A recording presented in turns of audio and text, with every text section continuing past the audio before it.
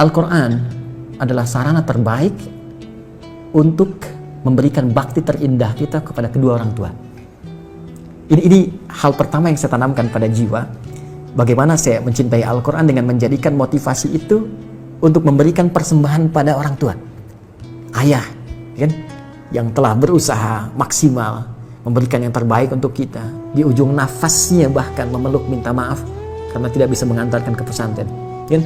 Ibu berjuang dengan darah, keringat, air mata, memberikan yang terbaik. Ya, sampai harus meminjam untuk anaknya supaya bisa belajar. Ya, makan dengan keadaan terbatas. Lalu kita mencoba apa yang bisa kita berikan. Ya, karena kalau cuma dunia, orang nggak beriman pun bisa berikan itu. Saya ingin pemberian saya sifatnya abadi. Saya ingin istimewakan orang tua saya bukan hanya di dunia, tapi saya ingin tunjukkan kepada seluruh makhluk langit dan bumi ketika dihisab. Ini persembahan saya untuk ayah yang telah mendidik dengan luar biasa, untuk ibu yang telah berjuang dengan luar biasa. Saya ingin tampakkan di hadapan seluruh penghuni langit dan bumi dengan anugerah terbesar yang Allah bisa berikan pada seorang anak untuk orang tuanya. Dan itu tidak ada yang lain kecuali Al-Quran. Kecuali Al-Quran.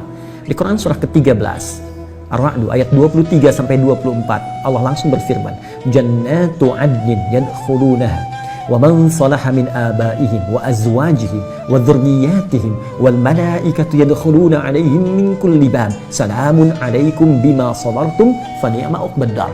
Ada sekelompok orang yang akan masuk ke surga melalui surga Aden. Sebelum dia masuk, dia akan dihiasi dulu. Ya, di Quran surah 35 ayat 33 itu tafsirnya. Yuhallawna fiha min asawir. Akan dipakaikan gelang-gelang emas. Di At-Tirmidzi nomor hadis 2915 dipakaikan mahkota kehormatan. Diberikan penghargaan luar biasa. Siapa mereka? Itulah ahli Al-Quran. Sampai Qurannya berkata, Allahumma halli ya Allah, hiasi orang ini, bedakan dengan bukan ahli Quran. Ya, berikan ia mahkota, berikan ia jubah kehormatan.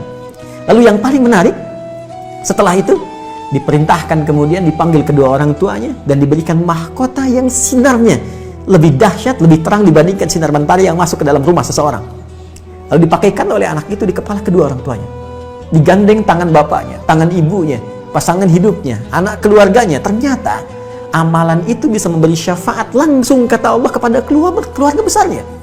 Dan ketika digandeng, diparadekan oleh Allah, disambutlah wal malaikat yadkhuluna 'alaihim min kulli bab. Semua malaikat penghuni surga berjejer di setiap pintu surga menyambut orang ini beserta rombongan keluarga besarnya untuk masuk ke surga tertinggi. Salamun 'alaikum bima sabartum fa ni'ma 'uqbad dar. Dan malaikat mengatakan, selamat, kamu sabar menjadi ahli Quran saat di dunia. Selamat, kamu berusaha menghafal.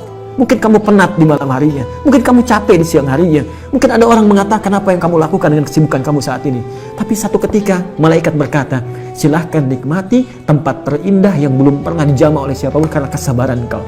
Dan diantara yang paling dahsyat, kita tidak menjadi soleh pribadi, tapi kita menjadi soleh sebagai seorang anak yang bisa membahagiakan kedua orang tua. Itu motivasi yang paling besar. Yang kedua, Nabi menyampaikan, khairukum man ta'allama al-Qur'ana wa 'allama. Tidak ada orang baik, kata Nabi, menjadi puncak terbaik kecuali ahli Quran, orang yang mau belajar Quran dan mengamalkannya. Karena itu di Quran surah 35 ayat 32 Allah menyifati orang yang belajar Quran dengan benar, orang yang akan bertransformasi menjadi seorang yang sangat mulia. Ya, thumma awrathnal kitaba alladziina istafaina min ibadina faminhum zalimun li nafsihi faminhum muqtasid wa minhum sabiqun bil khairati biidznillah. Ahli Quran yang benar, hafidh yang benar, maka dia akan jadi pionir dalam setiap kebaikan. Makanya saya sering katakan begini, kalau ada ahli Quran baru baca saja, ya, terus dia menghafal, ya, taruhlah jangan katakan hafal 30 juz, hafidh. Dia baru hafal 1 ayat, 2 ayat, itu ayat yang dia hafal karena akan merubah perilaku dia, pasti jadi baik. Karena dia mengandung firman Allah yang maha baik. Pasti jadi baik. Jadi kalau ada orang ahli Quran, kata-katanya nggak baik, pandangannya nggak baik, dia belajar Quran dengan cara yang salah. Mustahil. Hafidh itu sudah pasti good looking. Ya. Kalau kita jadi hafidh itu sudah pasti baik, enak dipandang, enak bicara, good attitude. Ya, jauh dari nilai-nilai keburukan, kekerasan, radikalisme, ekstremisme dan sebagainya. Jadi motivasi yang kedua, belajar Quran itu akan merubah tampilan kita lebih baik. Yang ketiga, ini riset. Ternyata menjadi ahli Quran itu bisa meningkatkan kecerdasan seseorang minimal 3 kali lipat dari orang biasa, karena dia dilatih ya dengan memori tertentu, dengan hafalan tertentu, dengan cara tertentu Ya, kan riset menunjukkan orang semakin banyak menghafal sesuatu, semakin cepat dia, ya, refleksnya itu untuk bisa menangkap segala hal. Karena itu saya pelajari rahasia orang-orang dulu. Kenapa Ibnu Sina, Al-Kindi, Al-Farabi, Al-Ghazali, Al-Khawarizmi, Al-Battani, dan ulama-ulama muslim terdahulu begitu dahsyat. Sekarang orang untuk menguasai 2 bidang ilmu saja susahnya luar biasa. Mereka itu 3-5 bidang ilmu. Dan ternyata dasar utamanya cuma 2 yang dimaksimalkan sejak kecil. 1, sholat yang benar. 2, hafal Quran dari kecil. Ya, dan ketika kami riset Quran itu luar biasa, pengaruhnya sangat dalam, ya, dan peningkatannya cepat. Saya di sini dengan kawan-kawan membangun satu sekolah, itu kurikulumnya dari Quran dan hadis, nanti di-combine dengan Diknas, ya. Kita turunkan, jadi setiap ada pelajaran Diknas, misalnya matematika nih, belajar tentang misalnya bangun ruang, ya, atau dimensi tertentu. Ini ayatnya apa nih yang sesuai? Hadisnya apa nih? Kita turunkan. Jadi materinya Diknasnya dapat, Qurannya dapat, hadisnya dapat. Tahukah Anda apa yang terjadi? Ya, Bapak Ibu sekalian, itu sekarang kami tanamkan karakteristik Quran itu refleks di lisan mereka. Ketika kosong, langsung keluar Qurannya. Dan setiap menyikapi sesuatu, ayatnya hadir. Naik kendaraan, langsung ayatnya keluar, doanya keluar. Di rumah, begitu menyikapi sesuatu, ayatnya datang, refleks. Dan ternyata percepatannya ke pelajaran kuat. Mereka cepat menangkap pelajaran. Bahkan yang paling menarik begini, mereka nggak pernah olahraga, misalnya futsal itu kayak main bola biasa. Satu kali kami ikutkan pertandingan futsal melawan anak-anak SD yang lain. Itu mereka belum pernah ikut pertandingan. Anda tahu apa yang terjadi? Juara 1. Jadi bakatnya muncul semua gitu. Jadi saya mau katakan, Anda menjadi ahli Quran, Anda akan menjadi manusia yang pintar. Ya, ingat, Quran sendiri mengatakan tidak ada manusia yang bodoh. Yang ada dosen yang kurang kreatif dalam mengajar. Mohon izin, mohon maaf. Jadi semua punya potensi. California University itu pernah mengadakan riset otak manusia, ya, memorinya saja itu paling sedikit 100 juta gigabytes. Sedangkan di Quran surah kedua ayat 31, ya, dijelaskan bahwa Allah mengajarkan kepada Adam semua jenis pengetahuan, semua jenis nama. Adam itu nabi, Adam rasul. Karena Adam itu nabi, Adam rasul, Adam punya fitrah kenabian, diajarkan langsung. Tapi Adam manusia. Kita nabi, kita manusia bukan nabi. Kita manusia bukan nabi. Kita punya fitrah kemanusiaan tapi tak punya fitrah kenabian. Fitrah kemanusiaan menjadikan kita mendapatkan potensi seperti Adam untuk menangkap semua pengetahuan.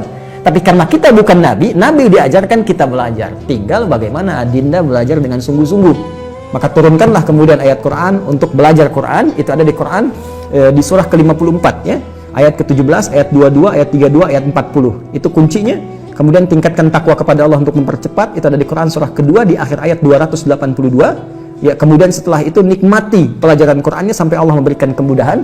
Itu ada di Al-Quran di surah Al-Qiyamah 75 ayat 16 sampai dengan 18. Kemudian jangan cepat menyimpulkan saya nggak bisa. Belajar dengan benar. Belajar tajwid.